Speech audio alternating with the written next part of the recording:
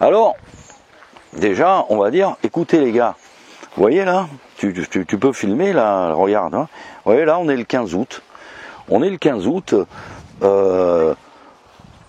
j'ai demandé à des anciens de la région, en Vendée, est-ce qu'on a déjà vu un 15 août, un gazon vert comme ça, il faut qu'on recoupe encore, et puis si on peut avoir une idée, les mauvaises herbes, c'est abominable, on n'arrête pas d'enlever les mauvaises herbes, donc vous voyez, regardez, c'est magnifique, vous avez une magnifique verdure, un 15 août, ben, les anciens, ils nous disent, on n'a jamais vu, ouais, c'est comme au printemps, je leur ai demandé, bah oui, on est comme au printemps, bon, on va faire des cultures de printemps alors, hein. Bon, maintenant, comme nous, on est d'une nature pessimiste, en grande exclusivité, on vous a montré l'autre fois les pommes de terre qu'on mangeait par gourmandise et plaisir, mais il va falloir voir un petit peu ce que donne la réserve de l'hiver. Alors on va prendre un peu n'importe où, et on vous a dit, conseil de jardinier, il faut prendre des prospères. Alors là, on est dans la prospère. Allons voir un petit peu ce que nous promettent. Qu'est-ce qu'on va avoir cet hiver? Comment elles sont ces patates? Bah ouais, c'est pas mal, hein. Sympa. Ouais, sympa, hein. Alors ça, c'est de la prospère, vous voyez, la taille des patates. Vous voyez, c'est pas trop mal. Ah bah encore une, allez, hop. On creusera plus tard, plus bas. Pour l'instant, on a sorti à la main. Voilà, c'est la prospère. Coupé magnéto Serge. Une pomme de terre, 400 grammes. 2 pommes de terre, 686 grammes. 3 pommes de terre, 1 kg. 4 pommes de terre, 1 kg 4. 1 kg 5, un pied. On n'a pas gratté plus au fond, 1 kg 5. Un pied de pommes de terre, 1 kg 5. Deo Gracias.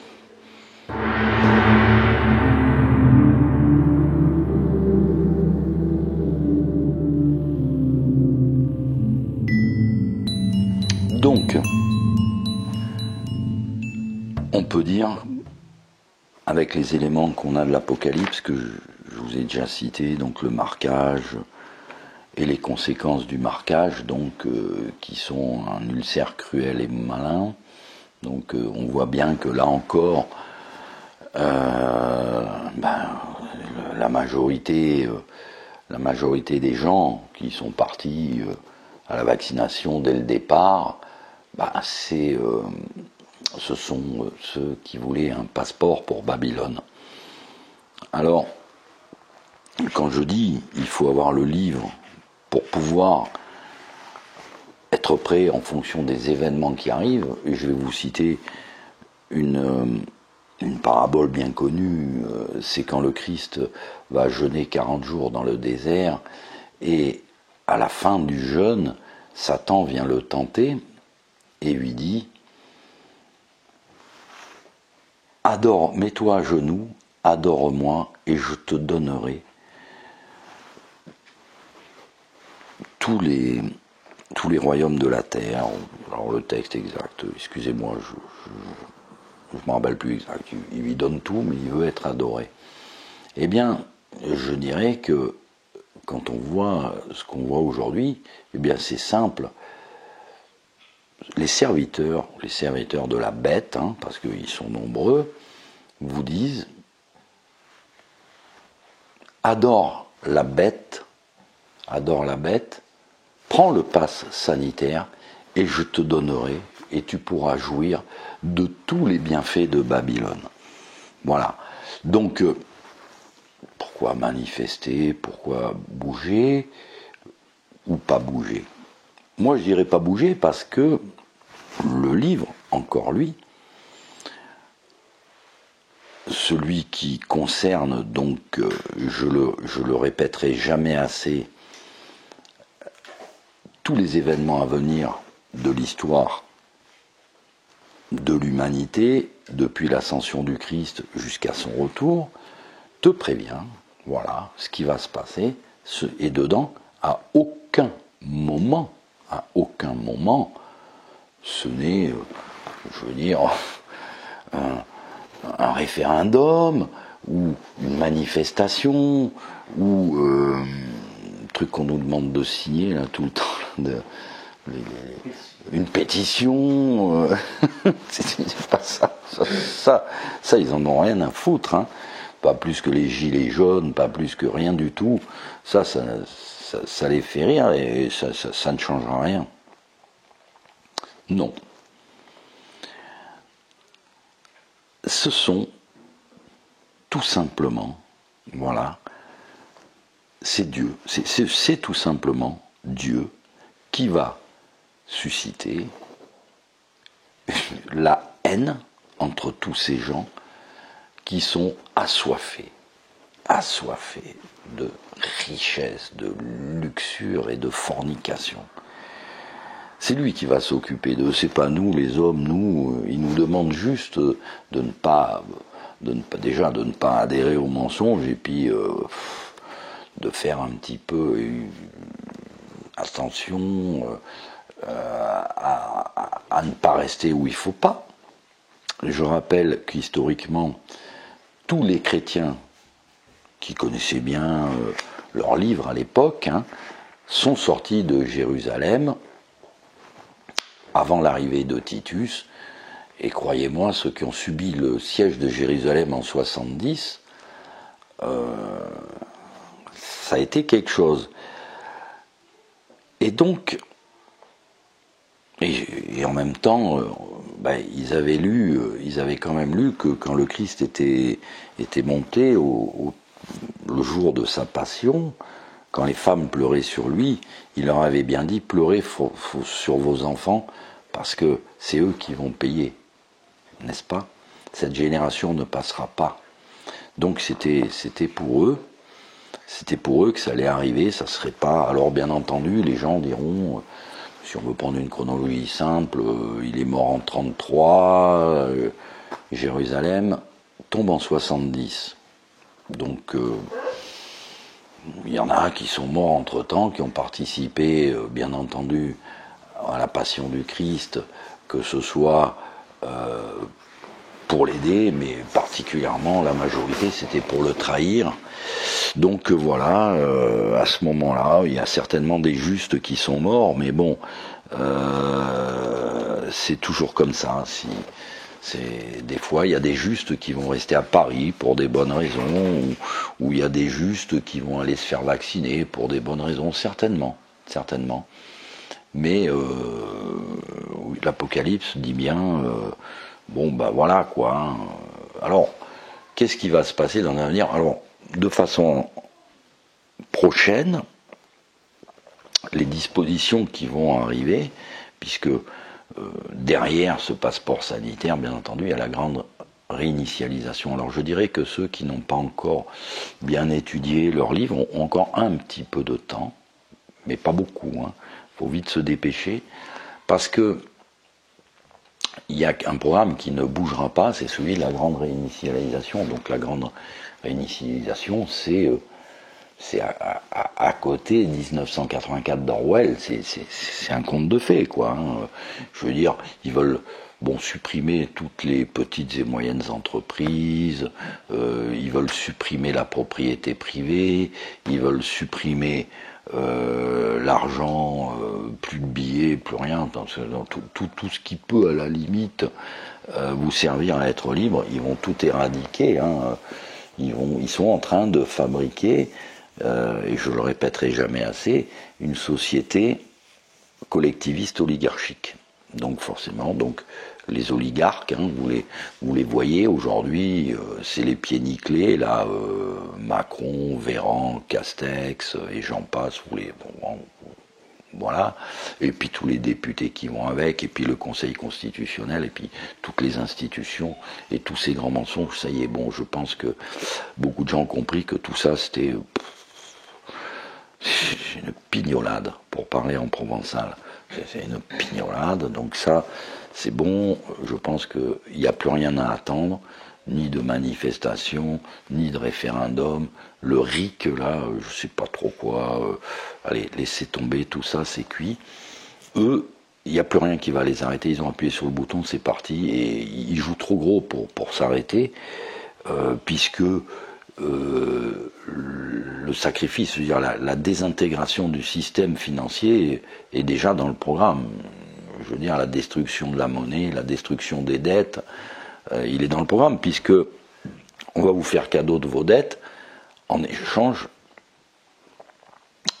d'un minimum vital, comment ils appellent ça là, le salaire universel de je sais pas quoi. Ils vont vous faire le revenu universel, la retraite universelle, après ils vous donneront, alors si vous n'avez pas assez, ils vous donneront des petits bons festifs. Aujourd'hui on appelle ça les chèques vacances. Si vous travaillez bien gentiment, c'est déjà en place, hein, vous avez vu, ils vous donnent des compléments de salaire, je ne sais plus comment ça s'appelle, la prime pour l'emploi, voilà, comme ça ils ont bien le contrôle sur la totalité de vos ressources. Donc la classe moyenne, hein, profession libérale, tout ça c'est terminé, vous êtes appelés à disparaître, les restaurateurs, ou les artisans, restaurateurs, non, il n'y aura plus que des McDo et des KFC, je sais pas quoi, enfin bref. Tout est appelé à disparaître. C'est mis en place de longue date. Si vous regardez un petit peu comment a été organisée l'énorme comédie des normes sanitaires pour un restaurant, il était évident que tous ces petits restaurants où on mangeait bien, pas cher, pour se mettre aux normes, c'était pas possible. Au même titre qu'ils ont éradiqué tous ceux qui voulaient vendre sur les marchés leurs produits, voilà, les normes allaient circuler, au même titre que les paysans qui n'ont pas voulu suivre la dictature de Bruxelles, disparue. Voilà, c'est le collectivisme oligarchique, il n'a pas commencé hier, c'est pas pour rien que il n'y a plus d'agriculteurs, c'est pas pour rien qu'il y aura de moins en moins de professions libérales, il y aura de moins en moins de liberté. Là, c'est pas une fois qu'on aura manifesté, qu'on aura fait 10 référendums, même un, parce qu'ils n'en font pas un, mais je veux dire, vous aurez signé 1000 pétitions, vous aurez fait tout ce que vous voulez, ça ne changera rien. On va dans cette direction-là, c'est décidé. S'il y avait une quelconque réaction, je dirais, il n'y a plus un jour. Alors bon, effectivement, les journaux aujourd'hui ne tiennent que par les subsides que leur donne l'État, n'est-ce pas? Et c'est comme toutes les associations bidons qu'il y a, qui sont subventionnées par l'État. L'État a un contrôle total, je dirais, sur la vie civile, total, que ce soit au niveau des salaires, au niveau de l'instruction, au niveau sanitaire. Là, vous le découvrez, mais bon, il y a longtemps que ça a commencé. Comme je dis, aujourd'hui, regardez les débats, si quelqu'un dit, vous savez, les vaccins, c'est un peu pipeau, le dogme vaccinatoire, grâce à l'injection ARN, vous êtes obligé de l'accepter. C'est-à-dire que le diable fonctionne comme ça. C'est-à-dire qu'au début, il va essayer de vous faire avaler une couleuvre, donc vous ne l'avalez pas. On va passer au stade suivant, et quand on sera au stade 2, vous avalerez la couleuvre du stade 1. Je vous prends un exemple tout simple à comprendre. Vous avez eu, à un moment donné, la révolte des Gilets jaunes. Qu'est-ce qui provoque la révolte des Gilets jaunes?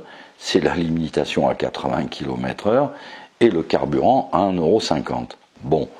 Maintenant, on est passé à la révolte Covid, les 80 km/h, même si l'espèce d'abruti à la tache sur la barbe, là, je ne me rappelle plus son nom, là, Édouard Philippe, ils vous le resserviront demain, ça sera un sauveur, hein, mais c'est quand même lui qui s'est occupé des Gilets jaunes, et c'est quand même lui qui a dit, ouais, finalement, 80 km/h, c'était un peu une connerie, peut-être, c'est resté.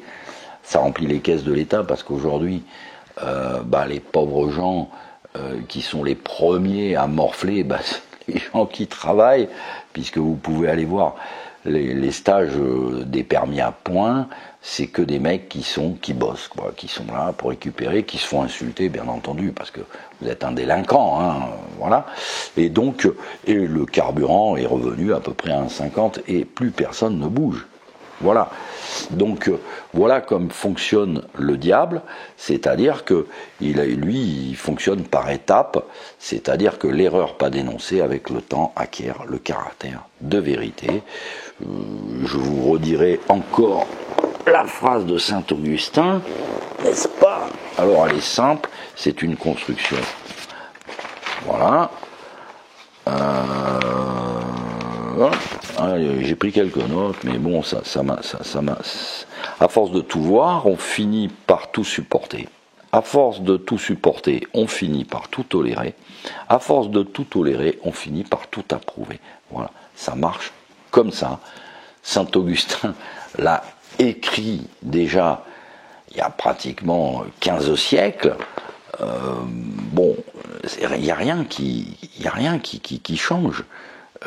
Voilà quoi, le mensonge pas dénoncé avec le temps acquiert le caractère de vérité. Donc, révolte des gilets jaunes au placard, 80 km/h, 1,50 € le carburant, terminé, tu avales, fini.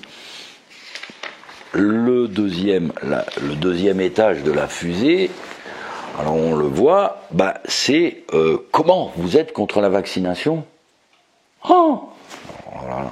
Bon, je le répète, regardez les tableaux de maladies, hein, je l'ai dit, je crois il y a une ou deux vidéos, voilà. Ce n'est pas la vaccination qui a fait que l'on a éradiqué les maladies, c'est l'assainissement, c'est l'eau potable et la maîtrise des poubelles.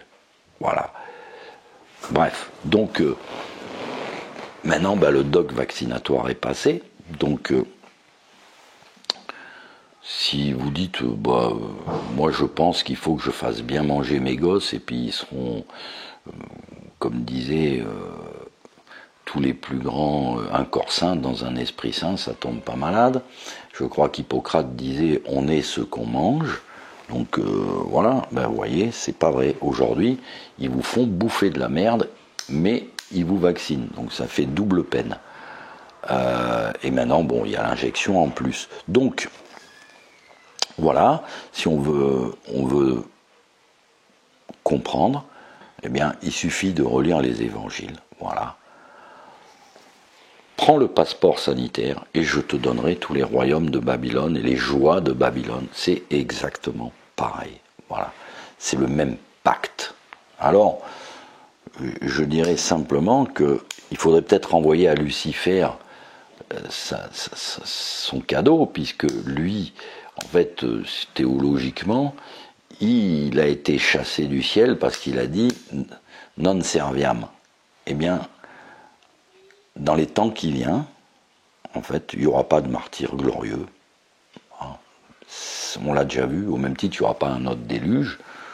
La prochaine destruction ne se fera pas par l'eau, Dieu l'a promis, ça ne sera pas par l'eau. Le feu, à mon avis, pas bien. Et il faut y renvoyer, n'habite pas à l'adresse indiquée en lui disant non serviam, voilà, je ne servirai pas Lucifer, c'est le martyr qui nous attend. Par contre, on va morfler parce que il est évident que je ne sais pas combien de temps va durer cette bataille pour accepter la marque de la bête, mais ils vont tout nous couper. Faut s'attendre à avoir les accès qui vont se couper, et ça va aller très vite, puisque à partir du moment où on leur envoie, comme ils vous disent aujourd'hui, ah oui, mais vous pouvez aller même partout, il suffit d'avoir un test PCR. Oui, non mais attendez, au mois de septembre, c'est fini. Et puis, à quel prix il sera? Il sera au prix qu'ils voudront. Hein. Quand vous voyez qu'ils mettent 135 € à une petite vieille parce qu'elle n'a pas son papier pendant le confinement pour aller chercher sa baguette, et vous savez, ils ont trouvé un flic sans honte pour lui mettre. Hein. Vous voyez, vous voyez la parabole, le mec sur le Mirador, Auschwitz, le flic qui met 135 € à la petite vieille parce qu'elle n'a pas rempli correctement son papier. c'est pareil, c'est le même. Quelle différence? Aucune, je veux dire. Ceux qui servent la bête vont utiliser leur capacité de nuisance, mais ils auront un prétexte. Ils ont obéi. Voilà. Et l'obéissance va amener beaucoup de gens. L'obéissance, oui, mais je ne veux pas perdre mon travail, oui, mais je veux aller faire des études et j'ai pas le droit. Et puis, oui, effectivement, si j'ai pas le passeport sanitaire, le petit ne peut pas faire de sport, il peut pas aller à la piscine, il peut pas. Donc, et les petits aussi, on va les mettre. Hein. Donc, vidéo précédente, je vous explique bien qu'il n'y a aucune raison de vacciner les petits. Aujourd'hui, tout le monde le sait, et demain, on vaccinera les petits. On vaccinera les petits. C'est-à-dire que là, on est vraiment dans une bataille contre le démon. Et bien heureux ceux qui résisteront, bien heureux. C'est ce qu'écrit, c'est ce qu'écrit Saint Jean dans l'Apocalypse. Je vous l'ai expliqué. Ceux qui ne suivront pas, voilà. On n'aura pas droit au martyr, on n'aura pas droit au Colisée. Par contre, voilà, le martyr qui nous attend, c'est ceux qui ne voudront pas le passeport pour Babylone, passeport babylonien, passeport sanitaire, passeport babylonien, passeport sanitaire. Voilà, passeport pour l'enfer. Et pourquoi on va pas trop se battre, c'est très simple. Voilà. Voilà. Il nous dit, l'ange me dit encore, les eaux que vous avez vues, où cette prostituée est assise, sont les peuples, les nations et les langues. Et il dit bien les nations. Voilà. Donc, voilà, les nations, c'est nous, c'est les gentils. Donc, on est gouverné, donc, par une bête qui a 7 têtes, qui a 10 cornes. Mais c'est pas compliqué à comprendre, quoi.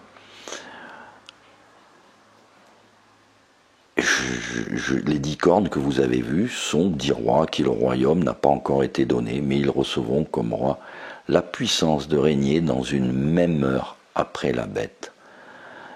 Ils ont tous un même dessein, et ils donneront à la bête leur force et leur puissance. Ils combattront contre l'agneau, et l'agneau les vaincra, parce qu'il est le Seigneur des seigneurs et le roi des rois. C'est donc bien le Christ, l'agneau c'est le Christ. Alors, si j'ai bonne mémoire, dans l'Apocalypse, 26 fois, il dit l'agneau. Saint Jean cite l'agneau. Donc il faut le suivre, voilà. Et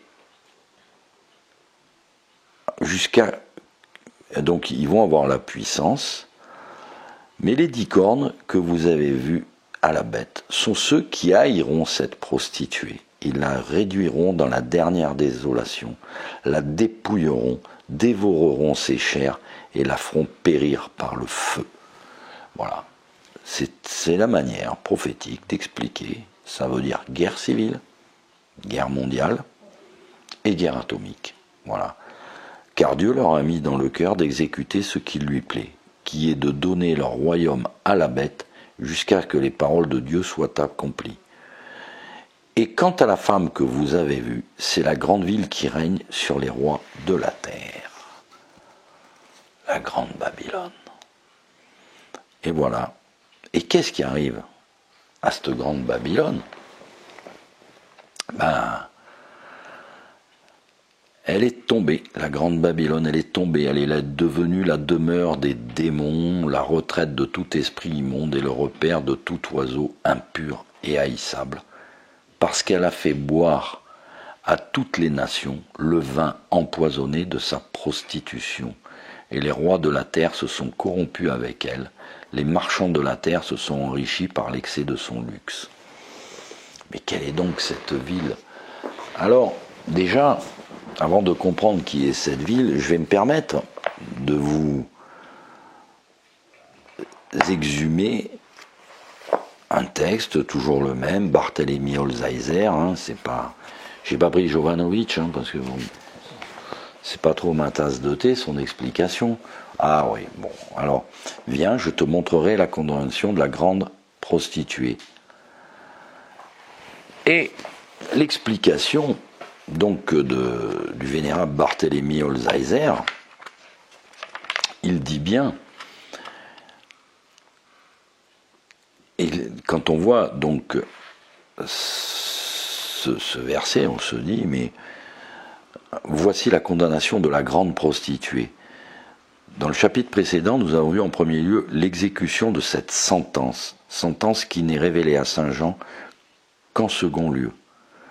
La raison de cet intervertissement était de ne pas troubler l'ordre de la narration des 7 plaies. Oui, donc parce que il y a 7 églises, 7 trompettes, 7 sceaux, 7 coupes, 7 plaies. Et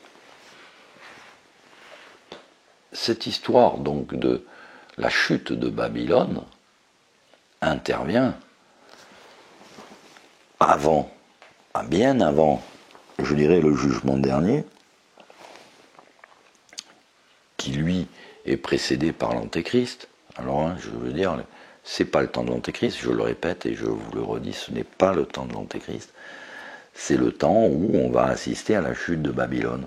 Cette chute de Babylone, c'est pas nous les hommes qui allons gagner contre Babylone, c'est tout simplement que, regardez bien le monde aujourd'hui tel qu'il est, observez les Russes, les Chinois, les Sud-Américains, les Américains, les Européens, oh, vous les voyez, ils sont tous ensemble.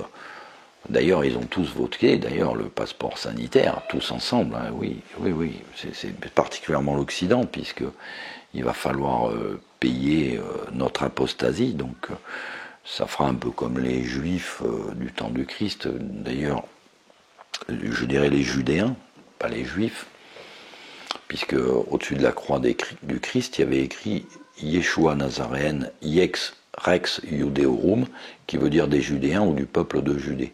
Le mot juif, si on met les casards dedans, ça devient compliqué. Donc les Judéens ont payé, ils ont vu la chute de Babylone, la chute de Jérusalem, la grande ville. On a vu Rome aussi, qui était Babylone, on l'a vu chuter. Mais il y en a encore une. Il y a encore une Babylone qui doit tomber, puisque saint Jean le dit. La grande ville qui a emmené le monde entier dans sa prostitution, il explique bien comment elle va tomber. Il explique bien que tous ceux qui sont apparemment avec elle, vous savez, c'est un peu comme ces idoles aujourd'hui au sommet de leur gloire. Ils ont beaucoup de courtisans, et puis le jour où ils tombent, on se rend compte que tout le monde l'a connu, ça. Hein. Quand on est dans la merde, c'est là qu'on compte ses amis. Et ils ne sont pas nombreux. Eh bien, je pense que la grande Babylone, elle a intérêt à compter ses ennemis, parce que quand le système économique va s'effondrer, quand donc toute la société va s'effondrer, ce à quoi tend le grand Rosette, ils organisent donc le plan de la franc-maçonnerie, qui est Solve Coagula, donc tout casser pour tout refaire, pour fabriquer la cité de Lucifer sur Terre, ça va pas bien se passer. Mais alors pas bien du tout. Et vous allez voir, à ce moment-là, les hommes s'entretuer. Donc saint Jean, à juste raison, nous prévient, quand on en arrive à la marque de la bête, au marquage de la bête, qui est avant la chute de Babylone, il dit, écoutez, commencez un petit peu à aller voir ailleurs ce qui se passe, hein, allez prendre un peu l'air, restez pas au milieu de ça, parce que cette bataille ne vous concerne pas. Et il le dit simplement, sors mon peuple, sors de cette cité. Alors sors de Babylone ou de cette cité, selon la traduction, sors de Babylone, de peur de participer à ses péchés et recevoir les coups qui lui sont destinés. Voilà, donc on va terminer cette vidéo, la réflexion par rapport au texte de l'Apocalypse, à la chronologie du texte de l'Apocalypse, en disant, écoutez, ça va être compliqué, c'est un martyre qui est pas trop glorieux parce que, je veux dire, ça va être difficile pour beaucoup d'entre nous de se dire, il y a quand même un petit truc à Babylone qui me plaît, on a tous un petit côté pécamineux, un petit truc, voilà, je sais pas. Alors, regardez, moi j'aime bien les tirli-bibi, vous voyez, puis j'ai beaucoup de copains, voilà, ben voilà, je mangerai plus de tirli-bibi, hein. Et puis ben, à chacun son petit ou son grand sacrifice. Et je vous dis à bientôt.